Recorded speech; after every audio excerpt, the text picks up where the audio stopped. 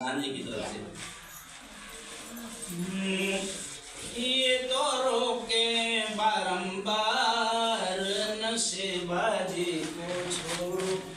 हाँ, ये तो रोके बारंबार नशेबाजी को छोड़ो, नशेबाजी को छोड़ो। जैसे उन्होंने कहा धीरे धीरे शरीर भी बर्बाद होगा, आपका पैसा भी बर्बाद होगा और अंत समय जो है बड़ी स्थिति खराब होगी।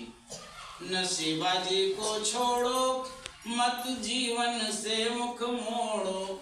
हाँ, ये तो रोके बारंबार नशेबाजी को छोड़ो। अभी वो कह रहे थे जब दारू पी के आते हैं तो घर में लड़ाई करते हैं, माहौल खराब होता है। निस दिन ठेका पर बैठे जहाँ शराब मिलती, शराबियों को काम ही क्या, वहीं मडराते रहते हैं और जिससे देखो उसी से आंखें लाल पीली करते हैं ना, बिना मतलब में झगड़ा कर देते हैं। निस दिन ठेका पर बैठे नहीं जेठ बड़न को सेठ है, चाहे बड़ा हो चाहे छोटा हो। निस दिन ठेका पर बैठे नहीं जेठ बड़न को सेठ, जब घर में शाम को आए तब बोले ठे ठे, सबसे अपने बच्चों से। जब घर में शाम को आए तब बोले ठे ठे, नित करे पड़ोस मेरा नशेबाजी को छोड़ो। भाई जब रोज घर में शोर शराबा होगा पड़ोसियों को बुरा लगेगा ही। नित करे पड़ोस मेरा नशेबाजी को छोड़ो। हाँ, ये तो रोके बारंबार नशेबाजी को छोड़ो। बहुत बहुत धन्यवाद। अगर नाच गाना हो रहा होता तो भीड़ लग जाती, उसमें ज्यादा इंटरेस्ट रहता है। मैं इस कार्यक्रम की जो अध्यक्षता कर रहे हैं वकील साहब, जो जिला मंत्री जी हैं, उनको आमंत्रित करता हूँ और उनसे गुजारिश करता हूँ कि उनके पास जो अनुभव हो, जो जानकारी हो, अपने अनुभव प्रतिभागियों के साथ शेयर करें। बहुत अच्छी वक्ता हैं, बहुत अच्छा बोलती हैं। उनकी तरफ से एक शेर अर्ज करता हूँ कि मत समझ कि कद हमारे घट गए, मत समझ कि, ये मत समझो कि हम छोटे मोटे हैं। कोई बहुत लोगों को मोटिवेट करते हैं, जागरूक करते हैं, उनका नाम बहुत है। मत समझ कि कद हमारे घट गए, देख कर हालात की चादर। क्योंकि बड़ी भीड़ नहीं है, कम लोग हैं तो कम लोगों के बीच में भी अच्छा बोलना है। मत समझ कि कद हमारे घट गए, देख कर हालात की चादर हम खुद ही समझ गए। इतना बड़ी हैं, डिस्ट्रिक्ट लेवल पे हम, उसके बावजूद सब लोगों को बड़ा स्नेह करती हैं। मत समझ कि कद हमारे घट गए, देख कर हालात की चादर हम खुद ही सिमट गए। हम झुक कर मिल रहे हैं, झुक कर कुछ कह रहे हैं, तो कमजोर मत समझ, क्योंकि हर फली हुई साख कुछ लचक जरूर। मैं गुजारिश करूंगा कि इस नशा मुक्ति संबंधी कार्यक्रम में, जिसका उद्देश्य है कि नशीले पदार्थों का, ड्रग्स का जो अतिरिक्त सेवन हो रहा है, यानी दुरुपयोग हो रहा है, ज्यादा प्रयोग हो रहा है, जिसकी वजह से हमारा समाज नरक की तरफ जा रहा है, बर्बादी की तरफ जा रहा है, उनके लिए अपनी तरफ से कुछ शब्द कहें डॉक्टर साहब।